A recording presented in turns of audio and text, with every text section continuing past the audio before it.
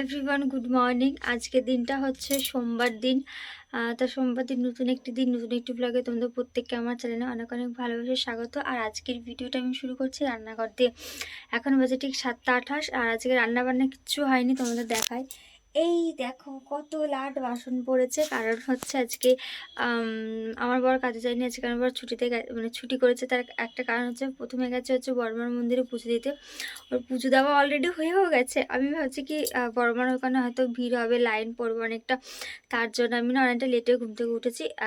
তারপরে আবার না আরেকটা জায়গায় আমাদের যাওয়ার আছে, আরেকটা জায়গায় পুজো দিতে যাওয়ার কথাই আছে। তো সেখানে আমিও যাব। তো আমি জানি যে বর্মার কাছে গেছে অনেকটা ভিড় হবে, আমি একটু ধীরে সুস্থে ঘুম থেকে উঠি। এখন ফোন করে শুনি যে না, ওর 7টার মধ্যে পুজো দেওয়া কমপ্লিট হয়ে গেছে। আমার বর এখান থেকে বেরিয়েছে হচ্ছে তোমার 6:30, আর আমাদের এখান থেকে বর্মার মন্দির ডিস্টেন্স কিন্তু খুবই কম, বলতে মানে খুবই কম বলতে গেলে আবার কি, খুবই কম। তো তার জন্য মানে তাড়াতাড়ি গিয়ে তাড়াতাড়ি পুজো দিয়ে চলে আসতে পেরেছি। এইদিকে আমার এখনও বাসন মাজা, ঘর ঝাড় দেওয়া, ঘর মোছা, আমার সমস্ত কিছু পড়ে রয়েছে গো। যাই হোক, চলো আজকে ভিডিও স্টার্ট করে দিয়েছি। আশা করি তোমাদের প্রত্যেকের ভালো করে স্কিপ না করে দেখতে থাকো। চলো এখন করতেন টাটা, বাসনগুলোকে ঝটপট করে মেজে নিই। আচ্ছা চলো এবার তাহলে কাজে ফেরা যাক, মানে কাজ করা যাক, কাজে ফেরা যাক না। সকালবেলা ঘুম থেকে উঠে এই ঠান্ডা, কনকনে ঠান্ডার মধ্যে কিন্তু বাসন মাজতে ভীষণ বাজে লাগে। আমার তো একদমই ভালো লাগে না। যাই হোক, সোয়েটার পরা ছিল, কিন্তু সোয়েটারটা পরে কিন্তু বাসন মাজা একদমই অসম্ভব ব্যাপার। তার জন্য সোয়েটারটা খুলে নিলাম। আর কার কার কোথায় কোথায় কেমন ঠান্ডা পড়েছে অবশ্যই কমেন্ট করে জানিও। আর হ্যাঁ, আর একটা জিনিস কমেন্ট করো তোমরা সবাই, আমার ভিডিও তোমরা কি কোথা থেকে দেখছো অবশ্যই কমেন্ট করে জানিও। আচ্ছা, একটা দিদিভাই দোলা লাইফস্টাইল যতদূর সম্ভব, দিদিভাই তুমি বলেছো তোমার ফ্যামিলিতে যেতে, আমি অবশ্যই যাবো গো। আমার শরীরটা একটু খারাপ, তো তাই আমি না সেরকমভাবে ইউটিউবে অ্যাক্টিভ থাকতে পারছি না। আসলে তুমি দেখছো যে আমি ভিডিওগুলো কত লেটে লেটে দিচ্ছি, কিছু করার নেই। আমার শরীরটা না আমার একদমই সাথ দিচ্ছে না গো। তার জন্য আমার শরীরটা একটু সুস্থ হোক, আমি অবশ্যই যাওয়ার চেষ্টা করব। আর যাই হোক, তো এদিকে আমার বাসন টাসন মাজা কমপ্লিট, ঘর ঝাড় দেওয়া একদমই কমপ্লিট হয়ে গেছে। এখন যাচ্ছে হচ্ছে ঘর মুছতে। আর জানো তো, নতুন এই মপটা কিনেছি। আগে একটা মপ কিনেছিলাম যেটা নিজে থেকে হাত থেকে নিংড়াতে হয়, ওটা ভীষণ পরিমাণে কষ্ট হতো, আমি না নিংড়াতে পারতাম না। তার জন্য আমার বর আবার আমাকে নতুন এই একটা কিনে দিল, যেটা দিয়ে এরকম চাপলেই একটুখানি প্রেশার দিলেই মানে নিংড়ে যাচ্ছে, সেটা কিনে দিয়েছে। এটাতে ভীষণ সুবিধা হয়েছে, এটা অনেকটা পরিমাণে হালকা। আর আমার ঘর মুছতে কিন্তু একদমই অসুবিধা হচ্ছে না, জানো তো। যাই হোক, চলো এদিকে ঘরটা মুছে নিয়েছি, বিছানা তো তুলেই নিয়েছি। এবার যাব বাইরের কাজ। বাইরে এখন অনেক কাজ পড়ে রয়েছে, অনেক কাজ বলতে রয়েছে স্নান করা। আর এখন চলে এসেছি ঘরটা না উঠোনটা ঝাড় দিতে। আর জানো তো, এই যে সিমেন্টের কাজ যদি একদিন বা দুদিন হয় না, তারপর ওই সিমেন্টের যে নোংরাগুলো থাকে সেইগুলো যেন 1 মাস হয়ে যায় তাও যেন যেতে চায় না, এতটাই এই সিমেন্টের গুঁড়োগুলো থাকে। তাই আমার এই দুয়ারের সামনেটাও ছিল। আর ওই দেখো, দেখেছো কাজ করতে করতে আমার বড় চলে এসেছে পুজো দিয়ে বড় মার কাছ থেকে। আর এদিকে আমার এখনো কাজ ছাড়া হলো না গো। যাই হোক, চলো ঝটপট করে কাজটা করে নিই। কি হয়েছে? একটু জোর। সব সময় হাসি, সব সময় হাসছে, মনে কোনো দুঃখ নেই। মনে দুঃখ লাগলেও হাসে। তো এদিকে আমি এখন যাবো স্নান করতে। আমার সমস্ত কাজবাজ হয়ে গেছে। আর এই যে আমার বড় মার কাছে পুজো দিয়ে চলে এসেছে। তা আমি বললাম, তা তুমি গোপালটা তুলে দাও, আমি তারপরে গিয়ে ঝটপট করে স্নানটা করে চলে আসি। কারণ এখনও যাবো আর এক জায়গায়, ওখানে বেশিক্ষণ লাগবে না, যাবো আর আসবো। তো তার জন্য ওখানে তুমি গোপালটা দিয়ে দাও, আমি তাহলে ঝটপট করে স্নানটা করে আসি। তো গোপালটা দিই, আমি চলো ঝটপট করে স্নান করে আসি। আর এটা কি বড় মার প্রসাদ, চলো ঝটপট করে আগে স্নানটা করে নিই। তো এদিকে আমি রেডি হয়ে গেছি, এদিকে একদম প্রপার রেডি, এদিকে গাড়িও রেডি।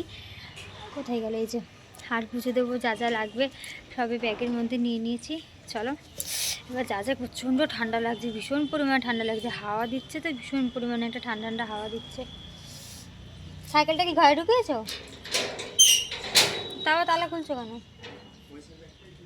ও, তো চলো যাই, তারপর তোমাদের সাথে গিয়ে দেখা হচ্ছে।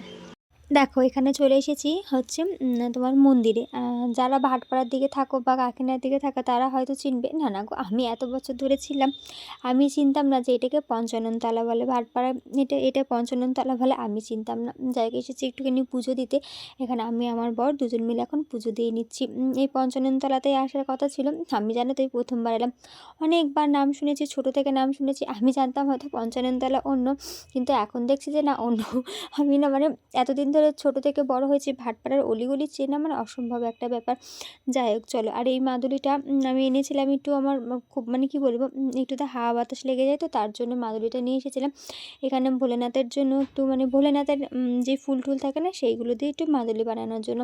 কিন্তু উনি ব্রাহ্মণটা বলেছিল অন্য মাদুলি, প্রথমে না পাইনি, তার জন্য এই মাদুলিটা নিয়েছিলাম।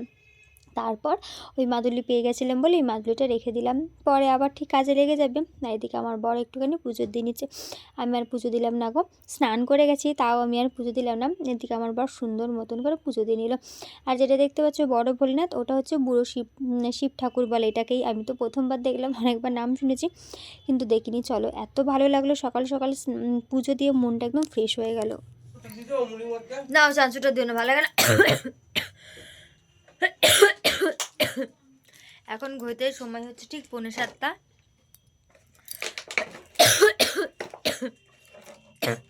আর আমি শুয়েছিলাম জানো তো, আমার মাজাটা এত যন্ত্রণা করছে, আমি শুয়েছিলাম আর ঠান্ডা লেগে গেছে প্রচণ্ড পরিমাণে। তোমরা আশা করি আমার কথাবার্তা তো বুঝতেই পারছো, কি জানি কী করে আমার এত ঠান্ডা লাগে। যাই হোক, তো আর দুপুরবেলায় আজকে করেছিলাম হচ্ছে টক ডাল, আর করেছিলাম হচ্ছে আলু পটলের তরকারি। সেটা তোমাদের দেখানো হয়নি, তার কারণ তখন আমার ফোনটা চার্জে বসানো ছিল, আর খাওয়ার সময় না বিশেষ করে একটুকু মনে ছিল না দেখানোর জন্য।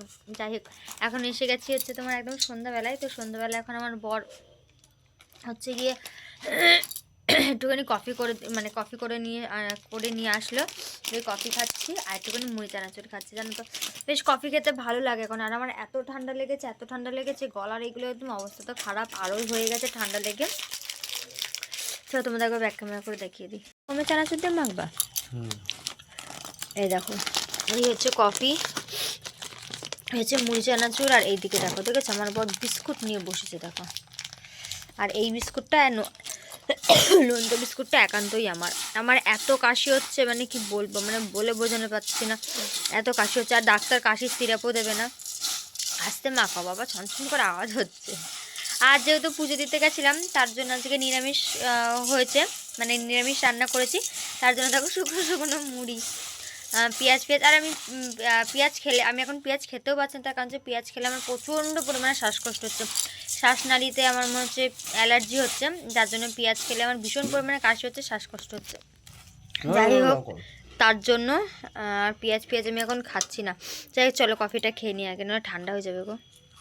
তো দেখো একদম মাসের ভেতরে চলে এসেছি, আর আমি না ভাবছি যে ফোনটা ভেঙে গেছে জানো তো, কিন্তু না। যাই হোক, এখন বাজে হচ্ছে ঠিক 10টা বাজতে 8 মিনিট বাকি। আমার একদম সমস্ত কিছু কমপ্লিট হয়ে গেছে, খাওয়া দাওয়া। দেখো কত সুন্দর আমার বর ঘর বানিয়ে দিয়েছে আমাকে, দেখো দেখেছো। তা সত্ত্বেও ঠান্ডা লেগে যায়। যাই হোক, ঠান্ডা লাগাটা আমার অভ্যাস। শুধু চুলটা বাঁধবো তাহলেই হয়ে যাবে। একদম শুয়ে পড়েছি। তো চলো আজকে ভিডিওটা এখানেই শেষ করছি, দেখা হবে কালকে নতুন একটি দিন, নতুন একটি সকালের সাথে। ততক্ষণ তোমরা সবাই সুস্থ থেকো, ভালো থেকো। না ভুলে গেছি। চলো, গুড নাইট, টাটা।